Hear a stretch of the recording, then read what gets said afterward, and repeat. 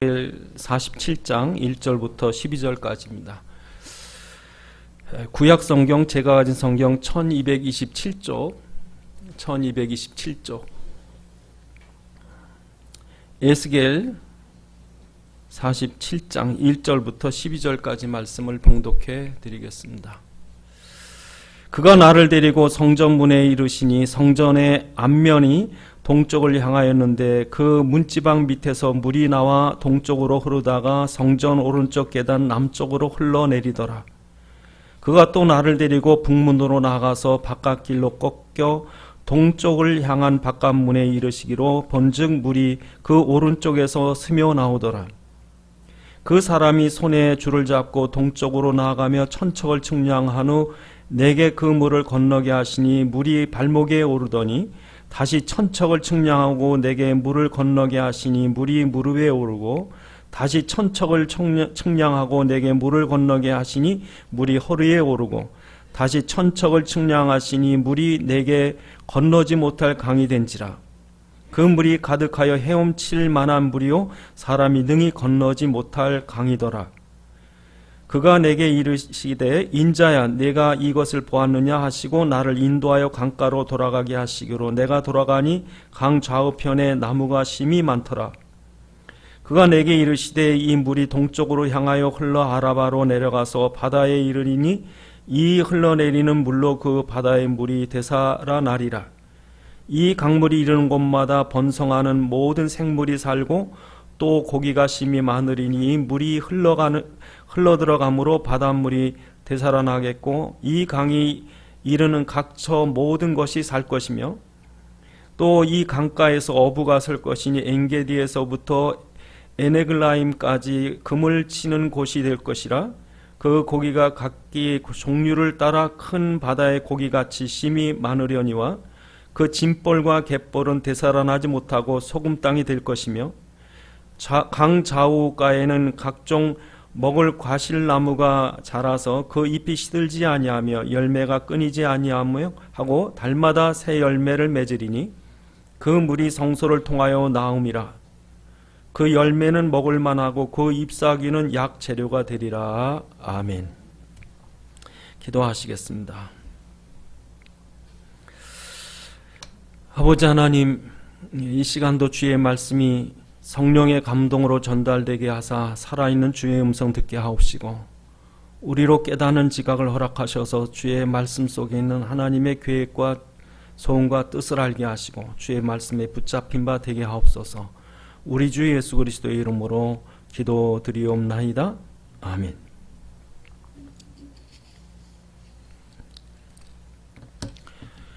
오늘 성경 본문의 역사 배경은 바벨론이라고 하는 세계를 정복한, 그 당시 그 지역의 세계를 정복한 그런 아주 큰 대제국입니다. 그러니까 이 제국에 의해서 이스라엘이 멸망을 해요. 북쪽 이스라엘과 남쪽 유다가 갈렸었는데 북쪽 이스라엘은 아시리아에 의해서 그 722년 예수님 오시기 전 BC 722년에 멸망하고 남쪽 유다는 바벨론에 의해서 586년에 멸망합니다. 그렇게 이제 586년이 지나서 예수님이 오신 거죠. 그래서 이 사람들이 이스라엘 사람들이 포로가 돼서 끌려가고 성전은 다 무너지고 나라는 망하고 무슨 희망이 있겠습니까? 성전 중심의 나라가 성전이 파괴돼 버렸어요. 이스라엘이라고 하는 하나님의 주신 기업이라고 자랑했는데 나라가 없어져 버렸어요. 자기들은 하나님의 백성이라고 선민이라고 자랑하고 할례를 받았다고 자랑했는데 포로가 돼버렸어요. 우상 숭배하는 나라에. 아무 희망이 없는 거예요. 아무 희망이 없을 때 하나님이 에스겔이라는 사람을 선지자로 세워서 보냅니다. 여러분, 성경은요 정말 죄가 많고 멸망할 수밖에 없는 정말 이 세상 속에서 하나님의 말씀을 가진 선지자가, 하나님 말씀 가진 전도자가 있다면 그 멸망할 노예 중에서도 해방받을 수 있고 포로 중에서도 다시 돌아올 수 있고 무너진 성전도 다시 지어지고 무에서 유가, 하나님의 성령의 역사가, 복음의 역사가 생명과 창조의 역사로 일어날 때는 얼마든지 회복되는 거예요. 그래서 다 망했어도 말씀만 있으면 되는 거예요. 그래서 하나님이 에스겔을 선지자를 보내서 그 보낸 선지자가 오늘 본문에 있는 이상을 본 거예요. 새 성전을 본 거예요. 우리가 40장부터 읽어보면, 우리 지금 본문 47장이지만 40장부터 읽어보면 하나님이 무너진 이스라엘 성전을 보고 낙심했는데 하나님이 당신이 이룰 엄청난 성전을 딱 보여주는 거예요. 그런데 그냥 성전이 아니라 그 앞에서 샘이 솟아나가지고, 예? 그래서 그 샘으로 말미암아 온 세상이 다 사는 거예요. 이걸 보여준 거예요. 그래서 오늘도 우리가 말씀을 딱 붙잡으니까 하나님 우리에게 힘을 주시고 비전을 주시는 거예요. 그게 그리스도고 세계복음화예요. 그래서 요셉이 이걸 붙잡았고 총리가 된 거예요. 비전이 있었어요. 모세가 이걸 붙잡고 출애굽을 한 거예요. 하나님의 언약을 붙잡고 출애굽과 가나안 정복의 비전을 하나님 주신 거예요. 지금도 우리가 세상이 다 망하고 내가 아무것도 가진 게 없고 되는 일이 없어도 우리 말씀을 붙잡으시면 되는 거예요. 그 오늘 본문이 그 얘기예요. 이렇게 세계가 다 바뀔 거다. 이 성전에서 흐르는 물로 말미암아 온 세계가 다 바뀔 것이다. 그 내용이 오늘 결론이에요. 여러분, 이스라엘 백성이 왜 망했느냐? 여러분, 이렇게 하나님의 백성이라고, 선민이라고, 성전이 있고 율법 있고 안식일 지키고 그 자랑을 했는데 왜 망했느냐? 망한 이유가 뭐냐면요, 우리가 에스겔 8장으로 돌아가 보시면 에스겔 8장에서 하나님께 에스겔이 한탄을 합니다. 하나님, 왜 이 나라가 망해야 됩니까? 그랬더니 하나님이 에스겔 8장에서 저 숨겨진 문을 보여준 거예요. 저 뜨라고 가봐. 거기 문을 한번 봐라. 그 구멍 뒤로 가봐라. 앞에서는 하나님을 부르며 여호와를 부르며 찬양하고 예배드리는데 저 뒤에 가서는 우상 숭배를 하고 있는, 북문으로 가라. 저쪽들 가봐라. 이쪽들 가봐라. 성전 온 사방이 제사장과 장로들과 사람들이 전부 우상 숭배하고. 그 얘기가 무슨 말이냐? 에? 성도도 돈을 좋아하고 장로도 돈 좋아하고 목사도 돈에 빠져버리고, 앞에서는 예배 드리는데 정말 중요한 건 돈이더라. 이게 우상이라는 거예요. 그러니까 돈 앞에는 아무것도 못하는 거예요. 짤짤짤 매는 거예요. 지금 똑같아요, 여러분. 그러니까 하나님이 그 계시를 보여주는 거예요. 왜 망해야 되는지 봐라. 겉으로 예배드리지 정말 너희는 하나님 섬기느냐 우상을 섬기느냐, 그걸 보여주는 거예요. 그러면서 에스겔 10장에 우리가 읽어보시면 10장 18절에 보면 하나님이 이 성전을 떠나십니다. 하나님이 성전을 떠나면 성전을 아무리 웅장하고 대단하게 돈을 엄청 들여서 금으로 장식을 해도 그건 껍데기예요. 하나님이 없으면 본질이 빠져버리니까 나머지 껍데기가 되는 거예요. 생명이 없습니다. 사람이 생명이 있으니까 여러분이 아름다워 보이죠? 여러분 영혼이 떠나버리면 이거는 돼지고기는 돼지고기 값이 나지, 인간은 아무 값 돼도 쓸모가 없어요. 그러니까 참 여러분, 우리가 하나님이 성전에 계시다 그래야 성전인데, 하나님이 교회에 계시다 그래야 교회인데 하나님이 교회를 떠났다고요. 그러니까 다 무너지는 거예요. 다 무너뜨린 거예요. 그래서 이스라엘이 왜 망했느냐? 그래서 망한 거예요. 하나님의 진노하심으로. 그래서 이스라엘이 포로가 돼서 끌려갑니다. 바벨론으로. 끌려가는데 이스라엘 백성 끌려가게 그냥 두신 것이 아니라 하나님이 에스겔아, 너도 포로가 돼서 끌려가라. 가서 말씀 전해라. 그래서 하나님이 에스겔 2장 3절에 보면 너는 이 백성 중에 가서 그들을 깨우쳐라. 그래서 에스겔서 2장 3절에 이스라엘 백성 그냥 망하게 놔두지 않고 그들에게 말씀 운동하게 에스겔을 보냅니다. 그래서 에스겔 2장 3절 4절에 보니까 이르시되 인자에 너는 이스라엘 자손 곧 패역한 백성 나를 배반한 자에게 보내노라. 그들과 그 조상들이 내게 범죄 오늘까지 일어났나니 이 자손은 얼굴이 뻔뻔하고 마음이 굳은 자라. 내가 너를 그들에게 보내노니 너는 그들에게 이르기를 주 여호와의 말씀이 이러하시다 하라. 그들은 패역한 족속이라. 그들이 듣든지 아니 듣든지 그들 가운데 선지자가 있음을 알게 해라. 그래서 보내요. 보내서 그들에게 뭘 해요? 말씀 전하게 한다. 그래서 여러분 에스겔 3장에 보니까 하나님이 에스겔을 파수꾼으로 세운다. 그래서 에스겔 3장 17절로 19절에 보면 이스라엘 백성이 망하지 않게 파수꾼을 세우는 거예요. 여러분, 파수꾼이 졸아버리면 나라 망하는 거예요. 여러분, 전도자인 여러분들이 졸아버리면요, 영적으로 타락해버리면요, 이 나라 망하는 거예요. 파수꾼으로 가서 이 나라 망하지 않도록 가서 깨어서 복음 전해라. 그래서 에스겔 3장 17절에 인자야, 내가 너를 이스라엘 족속의 파수꾼으로 세웠으니 너는 내 입의 말을 듣고 나를 대신해 그들을 깨우쳐라. 가령 내가 악인에게 말하기를 너는 꼭 죽으리라 할 때 내가 깨우치지 아니하거나 말로 악인에게 알려서 그들을 악한 길에 떠나 생명을 구원하지 아니하면 그 악인은 그들의 죄 가운데 죽으려니와 내가 그의 핏값을 내 손에서 찾으리라. 여러분요, 우리나라가 망해도 희망이 있습니다. 왜요? 여러분이 있기 때문에. 예? 전도자가 있다면, 그리스도 말할 사람이 있다면 망한 게 아니에요. 근데 문제는요, 교회가 복음을 안 전하고 전도자가 없다면 희망이 없는 거죠. 그래서 하나님께서 이들을 보낸 거예요. 여러분, 거기서 이 에스겔이 이 선지자 노릇을 하는데 날이 이제 한 해, 두 해 가는데요, 25년이 지납니다. 40장 1절, 우리가 지금 본문 47장이지만 40장 1절에 보면 무려 25년이 지나요. 25년 지나면 에스겔이 한참 청전 때 끌려왔는데 나이가 50이에요. 여러분, 지금은 50이 되면 그렇습니다만 청년이지만 옛날에 여러분 50대면 늙었어요. 노인이에요. 그러니까 에스겔은요, 원래 선지자가 아니라 제사장 가문입니다. 그래서 에스겔서 1장에 보면 제사장 집안이에요. 그럼 여러분, 제사장의 영광이 어디 있겠습니까? 성전에서 하나님께 예배드리는 거예요. 얼마나 여러분, 목사가 참 복됩니다. 저보러 목사하지 말고 딴 거 하라면 전 못할 것 같아요. 얼마나 좋은지 몰라요, 목사가. 하나님 말씀을 이렇게 전하고 여러분에게 이 성경을 기도하고 연구하고 깨달아서 하나님의 뜻을 전한다는 게 얼마나 보람인지 몰라요. 왜냐하면 이 말씀 안에 세계가 달렸거든요.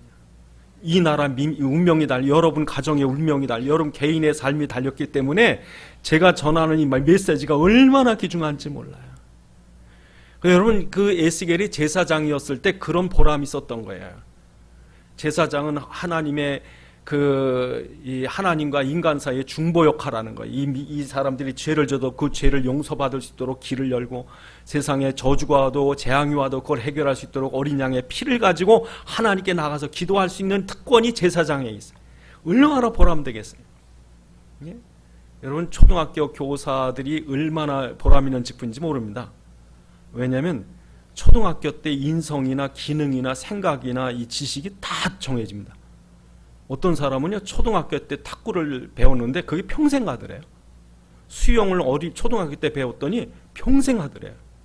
중간에 여러분 20살, 30살 넘어 잘 안 됩니다, 여러분. 그러니까 초등학교 선생님들이 애들 가르칠 때 거기서 대통령도 나오고 과학자도 나오고 다 나오거든요, 미래. 그러니까 여러분, 애들 다루기 힘들어도 이게 보람 있는 거라고요. 근데 여러분, 제사장이 얼마나 좋겠어요. 그래서 여러분, 에스겔이 정말 이 제사장으로서 하나님의 성전에서 그렇게 백성을 위해서, 세상을 위해서 제사 드리는 그 보람이 있는데, 문제는 성전이 무너져서 없어졌어. 앞으로도 포로 생활을 하나님 몇 년 더 하라고 그러느냐. 여러분, 70년 만에 돌아온다니까 에스겔은 지금 성전 다시 질 때는 못 삽니다, 그때까지. 그러니까 여러분, 에스겔의 그 탄식이 있는 거예요. 하나님, 내가 제사장인데 성전 다 무너지고 앞으로 예루살렘에 새로운 성전이 지어진다고 그때까지 내가 살겠습니까? 그러면서 그 비탄해하는 거예요. 여러분, 정말 여러분에게 하나님께서 이 교회를 주시고 성경을 주시고 복음을 줘서 현장에 나가 생명 살리는 그런 귀한 전도자로 사는 그 보람이 있는데, 만약에 이걸 못한다면 어떻게 되겠습니까?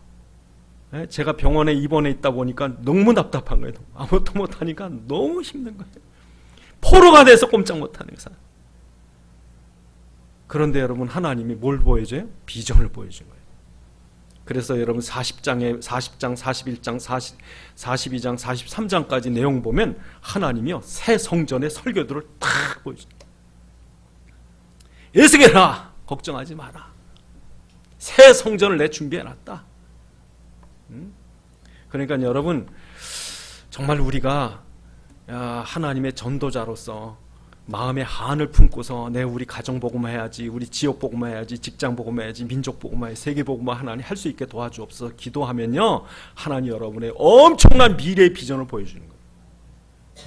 야, 걱정 마라. 성전이 없어진 게 아니다. 완전한 성전, 영원한 성전을 내가 준비 중이다. 여러분, 그것이 바로 무엇입니까? 그 성전이 무엇이었습니까? 바로 예수 그리스도가 너희가 성전을 헐라, 내가 사흘 만에 다시 지으리라. 그 성전을 얘기했던 거예요. 예수님의 육신 입고 오신 그 예수님의 몸으로 십자가에서 완전한 제물을 드릴 때 그 하나님의 완전한 제물, 완전한 성전의 모습을 누가 이루셨냐? 예수님. 그래서 성전은 오실 예수님의 그림자였어요. 그림자. 진짜 성전은 누구의? 예수님이었어요. 진짜 여러분 제물은 누구셨어요? 예수님. 진짜 제사장은 누구셨어요? 예수님이셨어요. 예수님 이걸 다 이루겠다. 그 새로운 성전의 비전을 보여주셨어요. 오늘 우리에게도 새로운 성전 비전 보여주셨습니다. 여러분이 계시록 21장 2절에 보시면 하늘에서 새 예루살렘이 쫙, 예? 황금성이 어떻게 될지 모르지만 여러분 분명히 여러분 앞에 그 새 성전의 비전을 주셨어요. 에스겔아, 걱정하지 마라. 여러분, 이스라엘 백성이요, 왜 성전이 중요하냐면요, 이스라엘 백성이 유월절 피의 경험을 한 백성이에요. 어린 양의 피를 바를 때 애굽의 바로 세력이 꺾이고 400년 동안 노예 생활하던 굴레가 벗겨지고 기적같이 그들을 저주에서, 죽음에서, 노예에서 해방시켜서 가나안의 하나님의 민족을 만드신 거예요. 여러분, 그 이스라엘 백성이 비밀이 뭘까요? 그게 바로 유월절 어린 양의 피야. 그 유월절 어린 양의 피의 비밀, 예수의 십자가의 보혈의 비밀. 여러분, 정말 이 사단이 꺾이는데요, 여러분이 정말 그리스도의 보혈의 능력밖에는 사단과 저주와 죄와 흑암이 꺾이는 길이 없음을 알면요, 정말 그리스도를 확실히 붙잡으셔야 돼요. 그리스도의 보혈의 능력을 쓰셔야 돼요. 근데 그러려고 이스라엘 백성에게 유월절 피를 경험해 준 거예요. 그리고 성전을 만드시고, 봐라! 온 세계가 보이도록 너희가 이 언약을 붙잡고 하나님 앞에 예배 드릴 때 너희가 얼마나 엄청난 복을 받는지 세계로 보여줘라. 그래서 하나님께서 가나안을 주시고 예루살렘의 시온산에 성전을 지어주시고 그들로 말끔 매일 제사를 통해서 언약을 붙잡게 했어요. 그래서 너희를 통해서 내가 온 세계를 복주리라. 그러므로 너희는 이 그리스도의 피를 붙잡은 민족이 어떻게 되는지 한번 세계로 보여줘라. 그래서 성전을 주신 거예요, 여러분. 그러니까 주변 나라들이 솔로몬의 성전을 보고요, 얼마나 많은 사람들이 저 시바 여왕까지 이디오피아에서부터 저 많은 사람들이 왔습니다. 저 남쪽 끝 예멘, 예?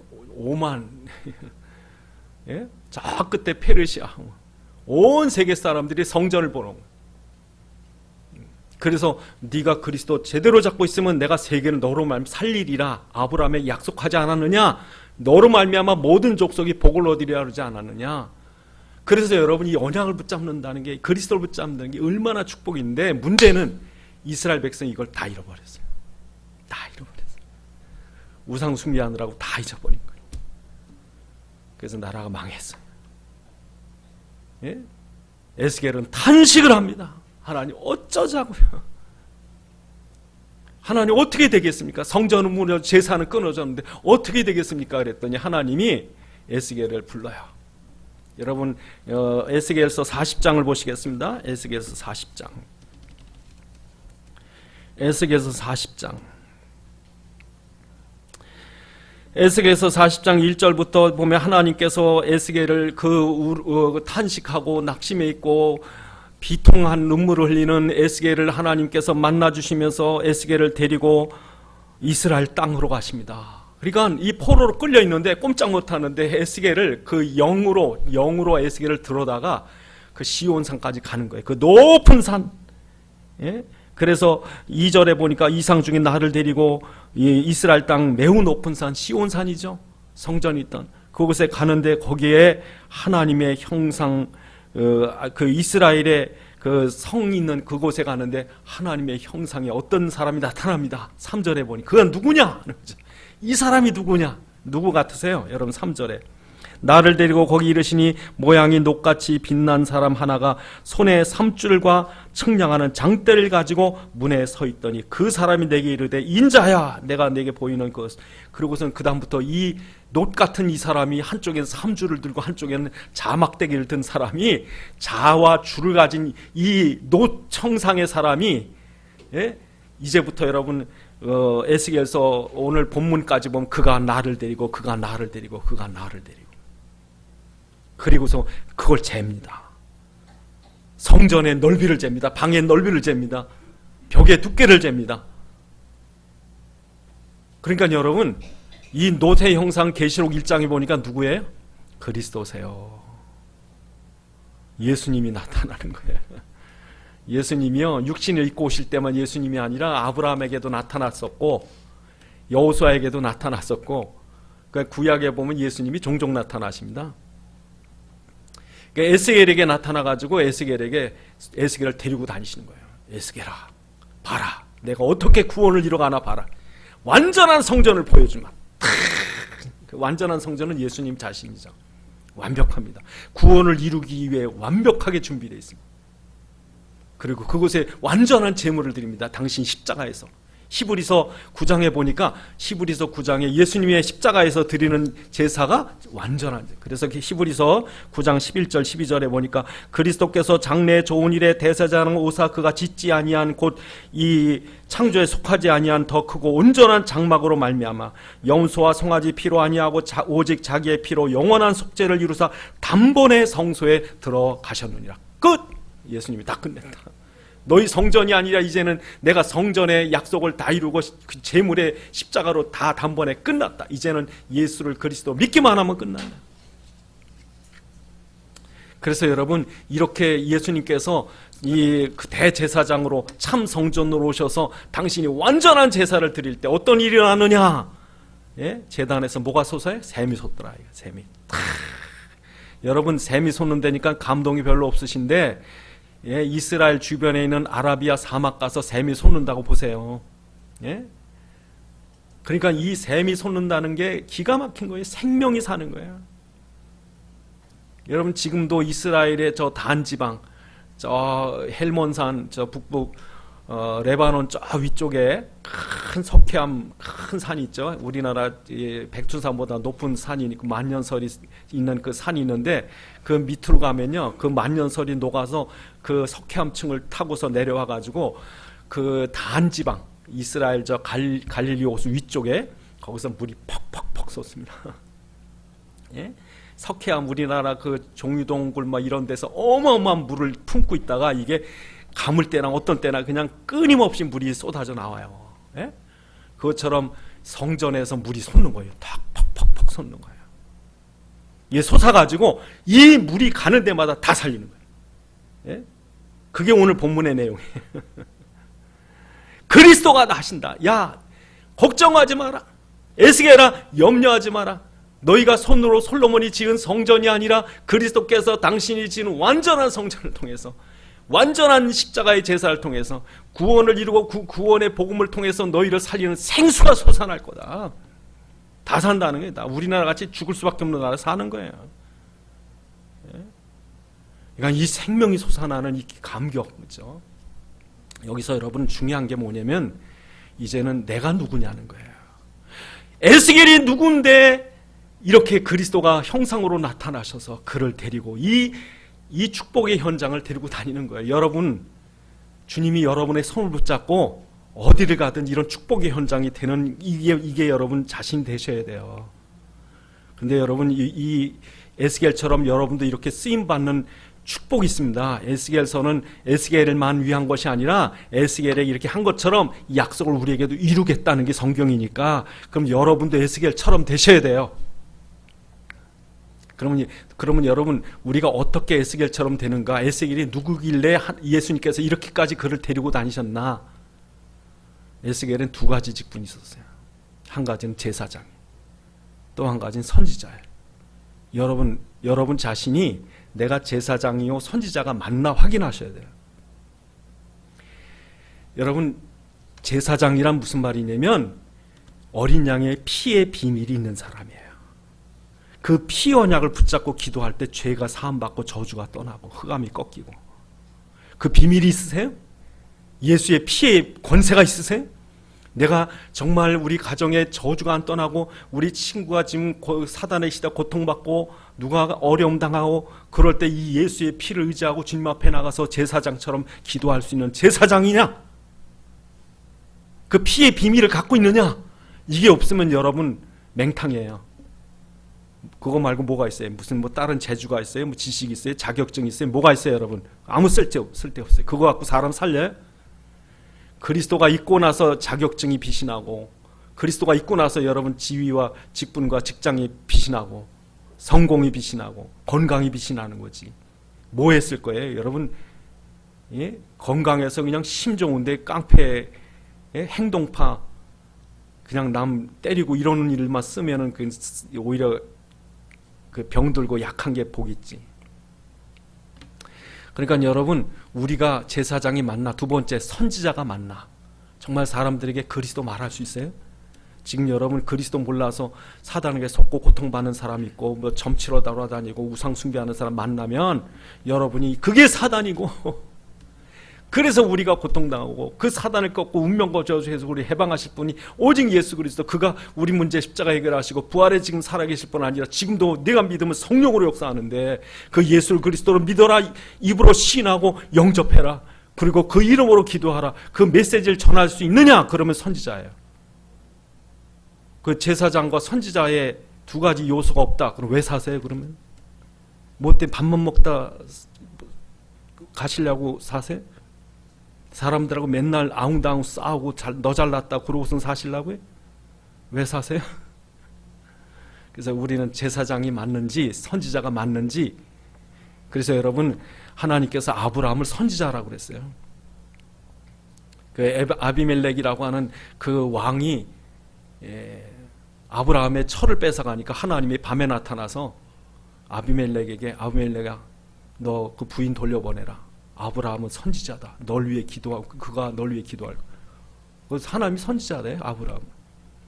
여러분 모세도 여러분 모세도 아론 자손에 아브라함도 가는 데마다 단을 쌓는, 예? 만물의 상수리에서 단을 쌓는 제사장이요. 그 사람들에게 메시지 전하는 선지자입니다. 여러분 모세도요 레위 가문의 집안 제사장이에요. 그리고 하나님께서 모세를 말할 때 너와 같은 선지자 그랬다고요. 그런가 하면 여러분 우리에게도 뭐라고 그래요? 너희는 왕 같은 제사장이요. 주의 우리를 어두운 데서 건져내신 아름다운 덕을 선전할 선지자래, 우리를. 그러니까 우리도 왕 같은 선지자예요. 그러니까 정말 우리에게 두 가지 요소가 없다면 왕 같은 권세를 안 주시지. 그러니까 여러분 하나님께서 에스겔을 너무 귀하니까 이걸 붙잡고 다니는 거야. 너 이걸 봐라. 이 이상을 봐라. 네가 제사장이고 선지자가 맞기 때문에 내가 너를 복주려고, 너를 통해서 이스라엘 구원하려고 이걸 보여준다. 끌고 다니는 거예요. 여러분이 가서 끌려다니는 거지. 가는 데마다 하나님 그리스도의 역사가 일어나는 거지. 그러기 위해서 여러분도 에스겔처럼 하나님의 손에 이끌려 다니셔야 돼. 야, 오늘 내가 널 복줄 테니 이리 가라. 가서 생명 살려라. 이리 가라. 저 사단을 꺾어라. 오늘 나를 붙잡고 끌고 다니시는 거야, 하나님께서. 또 여러분 오늘 본문에 보니까 예수님께서 어떻게 합니까? 물이 퍽퍽 솟는데 그 솟는 물을 재시더라고요. 천척을 청량하시니 발목에, 천척을 청량하시니 무릎에, 천척을 청량하시니 허리에, 천척을 청량하시니 감당할 수 없을 정도로. 그 말이 무슨 말인지 아세요? 처음에는요, 이 구원의 역사가 아주 미약해 보이는 거예요. 그런데 여러분 이게 재면될수록 점점 번성해 가는 거예요. 시간표가 있습니다. 당신의 계획이 있습니다. 하나님께서 이 흐르는 물에 대한 복음 전도에 대한 당신의 완전한 계획을 성취해 가는 거예요. 딱 정한 시가 있다는 거예요. 천척, 여기 우리 인간이 겨우 100년 살까 말까 하는 인간이 막 머리 쓰고 세계를 바꾸겠다. 택도 무는 소리. 예수님은요 이걸 재는 거예요. 아브라함의 시대, 야곱의 시대, 요셉의 시대, 모세의 시대, 선지자의 시대, 왕정 시대, 포로 시대, 그리고 초대교회 시대, 중세 시대, 종교개혁 이후로 근세 시대, 그리고 현대 모든 시대, 지금도 역시 하나님 예수님은 지금도 줄자를 가지고 처음에 예루살렘부터 시작했던 말씀이 온 유대와 사마리아와 땅끝까지 이 물줄기를 감당을 할 수 없는 거예요. 아브라함아 하고 아브라함 불러서 가나안으로 가라. 아브라함을 막을 길이 없는 거예요. 가나안 족속 중에 아브라함 죽이려고 애를 써도 죽일 수가 없어요. 하나님께서 모세야 이 백성을 데리고 가라. 그 물줄기를 막을 길이 없어요. 홍해도 못 막습니다. 요단도 못 막, 광야도 못 막습니다. 그 물줄기가 흘러가는 거예요. 하나님의 이 구속사의 물줄기, 그 강줄기가 흘러가는 거예요. 이스라엘 백성이 포로로 돌아옵니다. 포로로 돌아올 때 시냇물 돌려 흘러가는 것처럼, 시편 126편에 보니까 물결입니다. 물결. 지금은 세계를 이 K-팝 웨이브라고 그래가지고요, 큰 이 한국 문화의 물결이 친 겁니다. 한국 문화의 물결이 어마무시하게 칩니다. 지금 세계가요 깜짝깜짝 놀라요. 이게 그냥 반도체 국가인 줄 알았더니, 아니 반도체가 아니라 문화 국가인 줄 알았더니, 아니 이게 거기다가 이 나라가 IT 국가인 줄 알았더니, 이 나라가 방산 수출 국가인 줄 알았더니, 이 나라가 K-팝에, K-메디컬에, K-뷰티에, K-푸드에 쉴 새 없이 세계를 강타하는 거예요. 제가 볼 때 이건 하나님이 한국이 교회가 복음이 온전하니까 한국을 통해 세계 복음 하시려고 한국의 물결을 그냥 흘려보내는 거예요. 그래서 누가 졌는지 모르지만 한류란 말이, 웨이브란 말이 큰 물결이고 큰 파도예요. 이게 세계를 그냥 강탈하고 있는 거예요. 막을 길이 없어요. 막을 길이. 그러니까 여러분, 초대교회 120명밖에 안 되는 마가의 다락방 사람들이 나중에 점점 하나님의 시간표대로 점점 물이 많아지더니 로마의 황제들까지 손을 팠죠. 그래서 여러분, 이걸 그리스도의 복음을 막을 길이 없어서 로마 황제가 그리스도 앞에 무릎을 꿇고, 그래서 여러분, 지금도 하나님께서요, 이 그리스도의 복음을 이렇게 그 한국을 통해서 세계 나갈 수 있는 게 시작하신 거예요. 우리가 이걸 그리스도가 하셨구나. 절대 여러분 우리 힘이 아닙니다. 그리스도가 하셨구나. 또 여러분, 이 오늘 본문에 보니까 그걸 천척을 잴 때마다 하나님께서 뭐라 그래? 건너가라. 여러분 건너가셔야 돼요. 오늘 본문에 보면 뭐라고 그러십니까? 이걸 천척을 재고 잴 때마다 뭐라고 그래? 하나님께서 내게 건너게 하시니 그러죠. 그 천척을 쳐고 청량한 후에 그가 내게 이르되 물을 건너게 하시고 발목에 오르더니 다시 천척을 측량하고 내게 물을 건너게 하셨다. 여러분, 시대마다 전도자를 보내시는 거예요. 하나님은 건너라. 아브라함아 건너가라. 하나님께서 갈대아 우르 지방에 우상 숭배하는 땅에 있는 아브라함에게 하나님께서 어느 정한 때가 되니까 아브라함에게 줄을 탁 재시고, 아브라함아 지금이다. 건너라. 너 본토 친척 아비집을 떠나 내가 내게 지시할 땅으로 가라. 그래서 유브라데 강을 건너가는 거예요. 유브라데 강을. 모세에게 야, 시간 됐다. 내가 400년 차면은 너희 민족을 해방시키겠다고 그랬는데, 아브라함에게 지금 창세기 15장에 정확히 내가 재한 거예요. 예수님께 딱 재고서는 모세에게, 모세야, 지금부터 홍해를 건너가라. 홍해 건너게 합니다. 홍해를 건너고 유브라데 강을 건너고. 그래서 여러분, 히브리 민족이란 말, 히브리란 뜻이 무슨 말이에요? 물 건너온 사람들, 이스라엘 백성은 물을 건너갑니다. 요단강을 건너가고. 그래서 여러분, 하나님께서 바울에게, 바울아 너 아시아로 가지 말고 이 바다 지중해를 건너가라. 건너서 마게도냐로 가라. 지금도 여러분, 우리는 감당할 수 없을 것 같아요. 하나님께서 우리에게 건너가게 하실 때 왜 이렇게 물이 불어나는지. 아니, 이렇게 물이 불어나는데 어떻게 건너갑니까? 건너라. 오늘 여러분이 어려움 당하고 문제 있고 감당하는데 큰 고난이 임할 때 여러분 음성을 들으셔야 돼요. 지금 이때다. 건너가라. 이걸 건너가야 된다. 그래서 여러분, 우리가 복음을 들고 가는 거예요. 제일 어려울 때, 제일 힘들 때, 그때 그 물을 건너가 버리셔야 돼요. 그걸 뛰어넘어가시고 다시 우리가 제사장과 선지자의 직분, 전도자의 직분을 기억하시고 다시 복음을 전할 준비를 하시고. 그래서 여러분 이렇게 초대교회 그 성도들 교회들이 이 복음을 가지고 건너갑니다. 그래서 모든 사람들이 로마로 갔더니 결국에 여러분 온 로마가 뒤집어지게 되고 온 유럽이 뒤집어지게 되고 온 영국과 미국과 온 세계가, 그래서 나중에 오늘 본문에 보니까 바다로 향하는데, 여러분 바다는 어디입니까? 세계로 나가는 데죠. 그러니까 이 에일랏이라는 항구, 지금도 여러분 이스라엘의 큰 휴양지인데요. 그곳에서 저 밑에 아프리카까지 갔어요. 배 타고. 그러니까 그 솔로몬 때 무역선이 이미 세계를 다녔습니다. 인도, 아라비아, 아프리카까지. 그러니까 여러분 이 바다로, 이 오늘 본문의 이 생수가 바다로 간다는 말은 세계 모든 곳으로 다 퍼지는 거예요.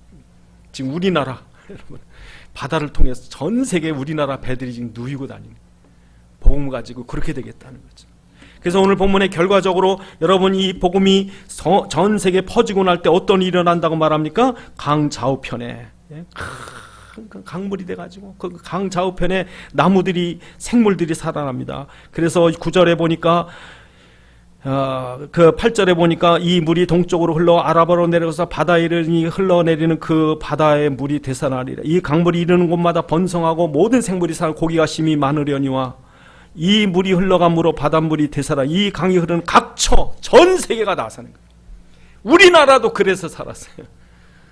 1885년도에 저 아펜셀라 언더우드 선교사가 제물포 앞바다에 부활절날 내리면서 이 나라가 산 거에 희망이 있는 거예요. 그때 여러분 그 한 선교사가 미국 선교 본부에 편지를 보냅니다. 이 조선이라는 나라는 아무 희망이 없어 보입니다. 관료는 관료대로 타락해 있고 양반대로, 그리고 그 천한 사람들은 너무 희망이 없고 어쩜 이 나라는 풀 한 폭이 나는 것도 이렇게 힘들어 보입니까? 그러나 이 희망이 없는 이 땅에도 복음의 씨를 뿌리겠습니다. 미래에 이 나라에 소망을 거둘 줄 믿고 그런 여러분 선교 편지를 보냈대요. 그래서 여러분 이 나라의 복음을 심고 생명을 거두는 사람 낚는 어부, 그래서 오늘 본문에 그런 어부들이 있을 거라고 말합니다. 10절에 보니까 또 이 강가에 어부들이 설 것이며, 그래서 베드로에게 내가 너를 사람 낚는 어부가 되리라 그러죠. 그래서 여러분 베드로가 안진뱅이를 살리고 베드로가 고넬료를 살리고 베드로 가는 곳마다 생명을 살리는 베드로는 어부가 되고, 빌립 집사도 여러분 사마리아 지방 가서 이 버림받은 사마리아 지역 살리고, 여러분도 사람은 어부가 되셔야 돼요. 이 어부들이 생길 것이다. 그러나 오늘 본문에 뭐라고 말합니까? 그러나 이 물이 흐르지 않고 고여있는 진벌과 갯벌은 되살아나지 못하고 소금 땅이 될 것이다. 소금 땅이 된대. 여러분 저거 소금 땅이 어디냐? 지금 사해예요. 사해.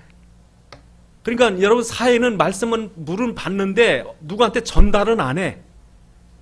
그러니까 여러분 생명을 받았으면 생명을 전해야 돼요. 어디 가서 맛있는 음식을 먹었으면 그 집을 소개를 해줘야 될 거냐. 먹어봤으니까 한번 먹어봐라.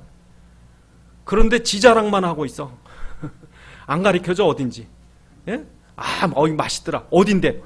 그냥 몰라 어딘지. 그러면요 나쁜 사람이에요. 같이 맛을 보고 같이 기뻐하고 그래야지 사람이. 예수의 맛을 봤으면 예수의 복음을 전해야지.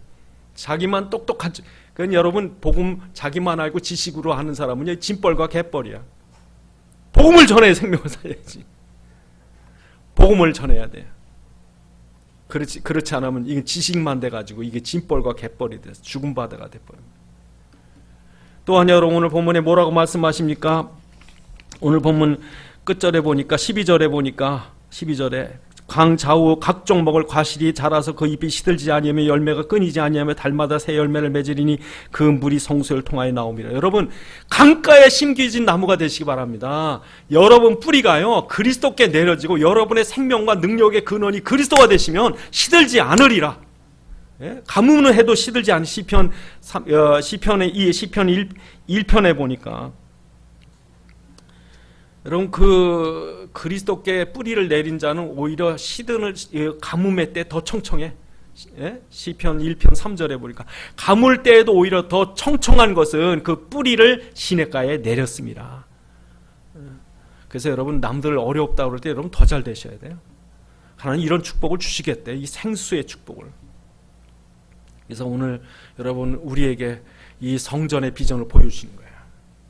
완전한 성전, 완전한 제사, 예수 그리스도의 십자가와 부활로 통해 만드신 복음을 오늘 생수가 흐르는 것처럼 우리 삶 속에 막 흘려보내. 그 제사장과 선지자 역할, 그 전도자의 역할을 우리가 감당하셔야 돼요.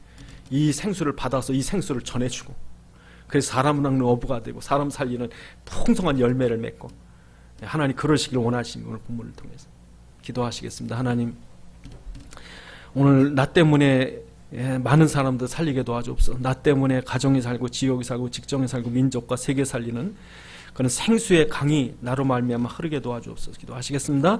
아버지 하나님, 참으로 주님께서 우리에게 이 그리스도를 통해서 이루신 완전한 생수의 강을 또한 우리의 심령에 흐르게 하심을 감사합니다. 정말 우리에게 주신 예수 그리스도의 십자가와 부활의 복음이 참으로 지금도 흑암과 저주에 죽어가는 영혼 살리는 생수가 될 줄 믿사오니, 참으로 지금 사람들이 물이 없어 가람이 아니요 양식이 없어 주림이 아니라 하나님의 말씀을 듣지 못한 기갈이라고 하신 대로 그리스도의 말씀을 듣지 못해 고통당하는 이 시대, 복음이 없어 어려움당하는 영혼들에게 이 복음 전할 수 있는 하나님의 귀한 전도자들 되도록 축복해 주옵소서.